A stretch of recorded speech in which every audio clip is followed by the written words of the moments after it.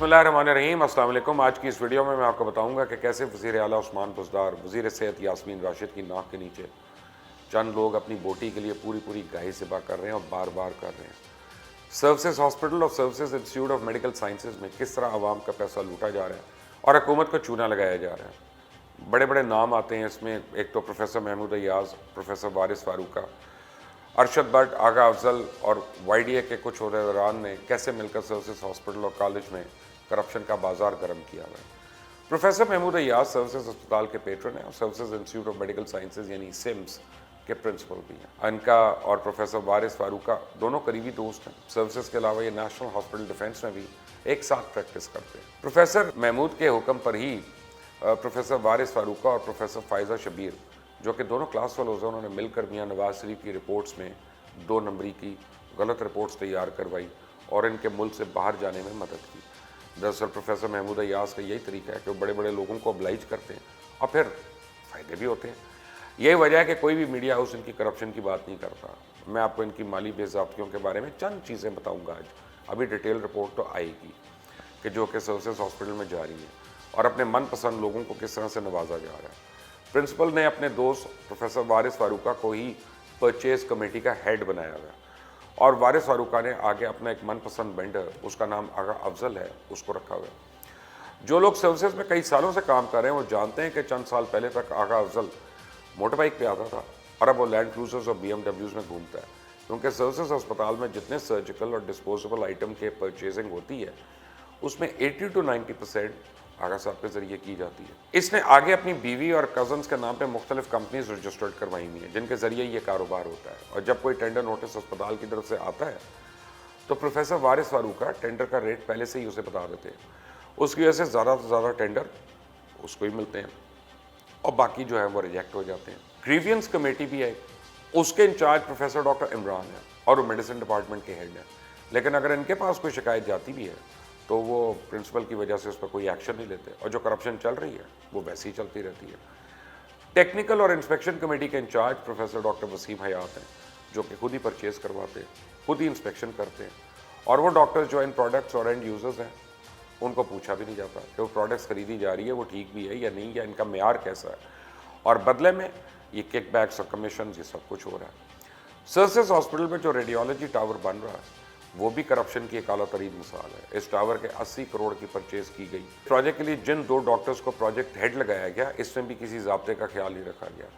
Doctor لیاقت اور doctor Hanif کو retired ہونے کے بعد 2 سے 2.5 لاکھ ماہانہ تنخواہ پہ یہ ملازمت دے کے oblige کیا گیا۔ اس کے لیے کوئی اشتہار بھی نہیں دیا گیا، بس اپنی مرضی سے ان کو لگا دیا گیا تاکہ پھر اپنی مرضی سے کام بھی تو لیا جا سکے۔ اس ٹاور کے لیے وینڈر آغا افضل کے ذریعے ہی تمام پروڈکٹس خریدی جا رہی ہیں، جن میں ایک تو سستی چیزیں مہنگے داموں میں خریدی جا رہی ہیں اور دوسرا ریفربشڈ چیزوں کو نیا کہہ کے خریدا جا رہا ہے اور قیمت بھی نئی چیزوں کی ادا کی گئی۔ اور جب ان کو لگتا ہے کہ ان کی کرپشن سامنے آنے لگی تو فوراً تمام رجسٹرز منگوا کر کاغذات میں رد و بدل بھی کر لی جاتی ہے۔ اور اس کے علاوہ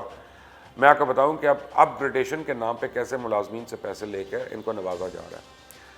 اکتوبر 2019 میں لاہور ہائی کورٹ کی جانب سے ایک ریٹ پٹیشن کے بعد فیصلہ دیا گیا کہ 49 ملازمین جو کہ کانٹریکٹ پہ کام کر رہے تھے ان کو پرمننٹ کر دیا جائے۔ اس کا فائدہ اٹھاتے ہوئے 16 ایسے ورکرز جو کہ اسکلڈ، سیمی اسکلڈ اور انسکلڈ کیٹیگری میں لوور گریڈ میں کام کر رہے تھے، یعنی مالی، نائب کاسب، چوکیدار وغیرہ کی پوسٹ پہ تھے، ان کو ارشد بٹ جو کہ پیرامیڈیکل ایسوسی ایشن کا صدر بھی ہیں، انہوں نے پیسے لے کے BS 15 میں اسٹینوگرافر کی پوسٹ پہ اپ گریڈ کروا دیا۔ لیکن جب سروسز ہاسپٹل کے کچھ ملازمین نے وزیر اعظم پورٹل پر شکایت کی تو پھر پرنسپل آفس کی جانب سے اس کے جواب میں فوراً سے کئی لیٹر جاری کیے گئے، اس بات کا انتظار کیے بغیر کہ پہلے جو ایک لیٹر لکھا گیا اس کا جواب موصول ہو جائے، اس کے بعد کوئی اور لیٹر لکھا جائے۔ پرنسپل آفس نے کئی لیٹرز جاری کیے اور کہا کہ اب ادارہ ان ملازمین کا شارٹ ہینڈ ٹیسٹ لے گا، جو ان کو پاس کرے گا وہی اپ گریڈ ہوگا۔ اس کے بعد صرف 3 لوگ وہ ٹیسٹ پاس کر سکے، جبکہ اس تمام دورانیے میں وہ لوگ بھی گریڈ 15 کی تنخواہ حکومت سے وصول کرتے رہے جو کہ اس کے اہل ہی نہیں تھے۔ کورٹ آرڈرز کے ساتھ ساتھ ان کی پے سلپس بھی میرے پاس موجود ہے، میں آپ کو دکھا سکتا ہوں، جو انہوں نے حکومت کو ٹیکا لگایا۔ اور جب پروفیسر محمود سے اس بارے میں سوال کیا جائے تو وہ انجان بن جاتے ہیں کہ شاید ان کاغذات پہ ان کی جگہ کسی اور نے دستخط کر دیے۔ اسی طرح کیس یوسف ندیم ڈائریکٹر فائنانس سمس اور سروسز ہاسپٹل کا ہے۔ ان کو سیلف اپ گریڈیشن کے ذریعے گریڈ 18 سے 19 میں پروموٹ کیا گیا 5 سے 6 سال وہ تمام تنخواہیں اور مراد لیتا رہا، اور جب یہ کیس منظر عام پہ آیا تو اب محمود ایاز صاحب نے اپنی گردن بچانے کے لیے ان کو کہہ دیا کہ آپ واپس اپنے پہلے والے گریڈ پہ چلے جائیں اور پیسے واپس کر دیں، جبکہ کیا پرنسپل سے یہ سوال نہیں ہونا چاہیے کہ آخر اس کو کس وجہ سے اور کس کے حکم پہ اپ گریڈ کیا گیا تھا، وہ بھی غیر قانونی طور پہ۔ اس کے بعد اب میں آپ کو آج کل وہاں پہ اپنے دوستوں کے بارے میں بتاؤں۔ میرے دوست ہیں سارے وائی ڈی اے والے، سب کو پتہ ہے اس بات کا،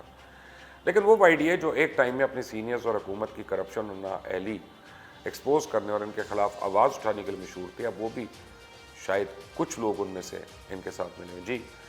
جیسے ایک ہیں ڈاکٹر داراب شجاع، جو کہ موجودہ وائی ڈی اے سروسز ہسپتال کے پریزیڈنٹ رہے اور ایز اے میڈیکل آفیسر کام کر رہے تھے، خود تو ملک سے باہر چلے گئے، لیکن پھر بھی نہ صرف یہاں ان کی حاضری لگتی رہی بلکہ وہ اپنے اکاؤنٹ میں تنخواہ بھی وصول کرتے رہے۔ ہوا یوں، ڈاکٹر داراب شجاع 29 اپریل 2019 کو پرائیویٹ پاسپورٹ پہ ملک سے باہر چلے گئے، لیکن یہاں آرتھوپیڈکس وارڈ میں ان کی ڈیوٹی لگتی رہی، ڈیوٹی پہ حاضری بھی لگتی رہی اور ان کی تنخواہ بھی ان کے اکاؤنٹ میں ٹرانسفر ہوتی رہی، اور یہ سلسلہ بڑی دیر چلتا رہا۔ مین وائل جب آرتھوپیڈکس کے ہیڈ نے سوال اٹھایا کہ اس ڈاکٹر کی ڈیوٹی لگ رہی ہے اور یہ اسپتال نہیں آ رہے تو اس کی حاضری کیسے لگ جاتی ہے، تو پرنسپل کی اشیر بار پر اس کا ٹرانسفر کسی اور ڈپارٹمنٹ میں کر دیا گیا۔ کچھ ٹائم تک تو یہ سلسلہ چلتا رہا۔ جب یہ بات چھپائی جانی مشکل ہو گئی تو ان کا ایک ریزگنیشن لیٹر آ گیا، جس میں 31 مارچ سے آگے 1 منتھ کے نوٹس کے ساتھ ریزائن کیا ہوا تھا۔ اس پہ فیک ڈائری نمبر لگایا گیا، جیسے پہلے تو یہ بات 29 اپریل کو ان کا 1 ماہ پورا ہوتا ہی نہیں تھا، اس لیے اصول کے مطابق ان کو 29 اپریل کو ڈیوٹی کرنا چاہیے تھی، یا اگر وہ جانا بھی تھا تو سرکاری پاسپورٹ پہ جانا چاہیے تھا، نہ کہ پرائیویٹ پہ۔ اور پھر جب وہ استعفیٰ دے کر گئے تو اکاؤنٹ ڈپارٹمنٹ کیوں ان کو انفارم نہیں کیا گیا تاکہ وہ بھی اپنی کارروائی مکمل کریں، لیکن نہیں، اکاؤنٹس ڈپارٹمنٹ کی طرف سے ان کی تنخواہ پورے ٹائم پہ جاتی رہی اور وہ خود اے ٹی ایم سے ٹرانزیکشنز کر کے رقم نہ صرف وصول کرتے رہے بلکہ خرچ بھی شاید ہوتی رہی ہوگی، لیکن انہوں نے اسپتال کو یہ بتانا باور نہیں سمجھا کہ ان کے استعفے کے باوجود ان کی تنخواہ اکاؤنٹ میں آ رہی ہے۔ ان کے اکاؤنٹ اور ٹرانزیکشنز کی تفصیلات بھی میرے پاس موجود ہیں، آپ کو میں دکھا سکتا ہوں۔ یہ چند کرپشن اور بے ضابطگیاں جو سروسز ہاسپٹل اور سمس میں کی جا رہی ہیں، لیکن اس کے علاوہ ابھی میڈیسن، پارکنگ، کیفیٹیریاز اور بہت سے ڈپارٹمنٹس ہیں جن کی ڈیٹیلز میرے پاس موجود ہیں کہ وہاں کیا کچھ ہو رہا ہے، اور میں آنے والی ویڈیو میں آپ سے وہ شیئر کروں گا۔ اگر آپ چاہتے ہیں کہ ڈیٹیلز آپ تک پہنچے تو اس چینل کو سبسکرائب کریں، بیل آئیکن کو پریس کریں۔ انٹل دی نیکسٹ ٹائم، اللہ حافظ۔